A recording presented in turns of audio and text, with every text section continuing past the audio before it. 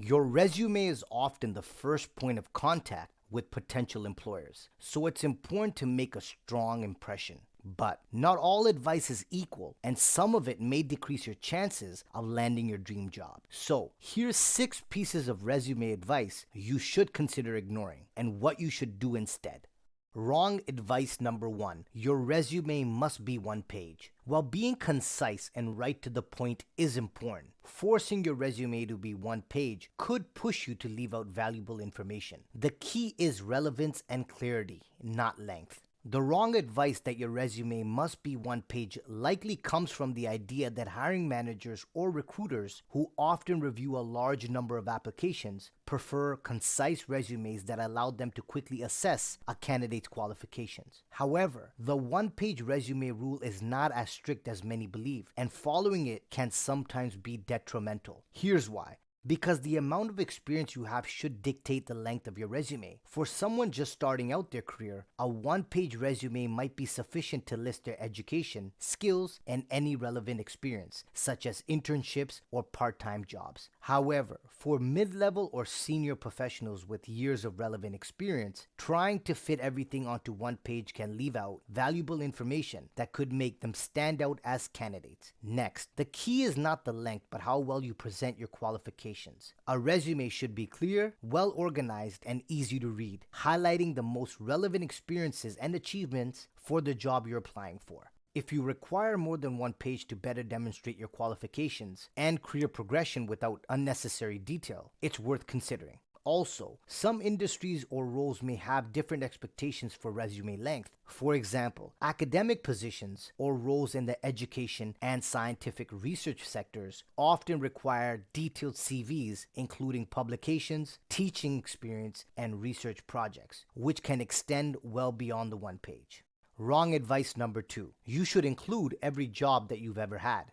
Many people think a resume must list every job they've ever had, but this is a common misconception, and following this idea can do more harm than good. So, when crafting a resume, the goal is to present yourself as the best candidate for the position you're applying for, which means showcasing relevant experience, skills, and achievements that align with the job requirements.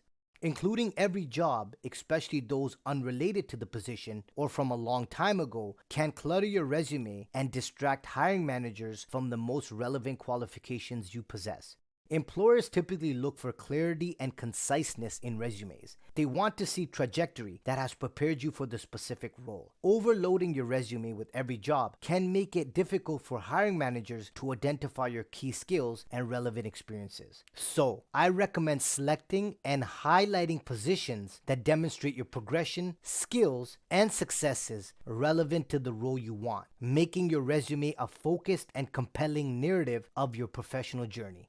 Wrong advice number 3. Resumes must have a specific design or format. The wrong advice that resumes must follow a singular, specific design or format is not accurate. For years, people have been thinking that hiring managers and recruiters look for a universal template or structure in the resumes they review. However, this is untrue, and here's why. The effectiveness of a resume's design or format depends mainly on the industry, the specific job being applied for, and the company's culture. Some fields, like creative arts, might appreciate more innovative and visually engaging resumes, while traditional sectors, such as banking or law, often prefer more conservative and straightforward formats. Also, the rise of applicant tracking systems, or ATS, has shifted some focus toward content optimization over creative designs to ensure resumes are correctly processed and ranked. While presenting a clean, professional, and easy-to-read document is important, there is no one-size-fits-all format. Tailoring your resume to align with the job description, highlighting relevant experience and skills, and ensuring clarity and readability are far more critical than following a universal design or format.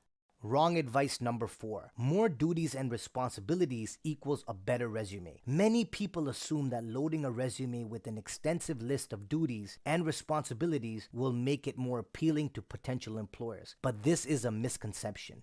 The truth is, quality outshines quantity when it comes to presenting your professional experience. Employers are often more impressed by a resume highlighting specific achievements and the impact of an individual's work rather than a lengthy catalog of tasks. By highlighting specific achievements, etc., you demonstrate how you have contributed value to your previous organizations, showcasing your skills and potential benefits to future employers. Including measurable results such as percentages of growth, revenue saved, or efficiency improvements can make your resume stand out. So, my advice is that instead of focusing on the volume of duties, it's more effective to select key responsibilities and achievements that align with the job you're applying for, illustrating your capabilities and how they apply to this employer's needs. Now, before we continue, check out these awesome videos. I have posted the links to them in the description below. Also, don't forget to like and subscribe to my channel for more great videos posted every single week. Wrong advice number 5. Resumes don't need to be customized for each job. One piece of advice that I received, which is completely wrong, is that resumes do not require customization for each job application. Following this advice greatly decreased my chances of securing an interview, so I strongly encourage you not to follow it if you want to land your dream job. The truth is that customizing your resume for each position is crucial because each employer has specific requirements for a position they want to fill. When a resume is tailored to highlight the experience, skills, and accomplishments most relevant to the job description, it demonstrates to the employer that the candidate is attentive to the details of the job posting and possesses the exact qualifications they are seeking. Don't forget that many companies use applicant tracking systems to screen resumes, which scan for keywords and phrases that match those in the job description. A generic one-size-fits-all resume is less likely to contain these specific keywords and, as a result, may not pass the initial ATS screening. By customizing your resume, you make sure it's relevant to the job you're applying for, making it more likely that you'll be noticed and considered for the position. To learn more about how the applicant tracking system, or ATS, works and strategies to get past it, watch the following video. Not getting any job interviews? Here's why. And finally, wrong advice number 6. Education always comes first. For years, I've been hearing that education should always come first on my resume because this should be the primary focus. It should be positioned at the top of the document before any other information. However, this isn't true for everyone, especially those with significant work experience. For recent graduates or those with limited work experience, placing education first can be beneficial because it may be their strongest asset. However, it's often more effective for those with substantial professional experience to start their resume with their work history instead of their educational qualifications. This approach lets them immediately highlight their practical skills and achievements in the field, demonstrating to potential employers how they've applied their knowledge and education in real-world situations. As careers progress, your professional experiences show your value to the hiring manager, not your academic credentials. So, my advice is the layout of a resume should be tailored to showcase an individual's strengths most effectively, whether that's education or experience, depending on their career stage. If you want to learn more on how to land jobs and reach your career goals, don't forget to hit that subscribe and bell notification button to get new videos every single week.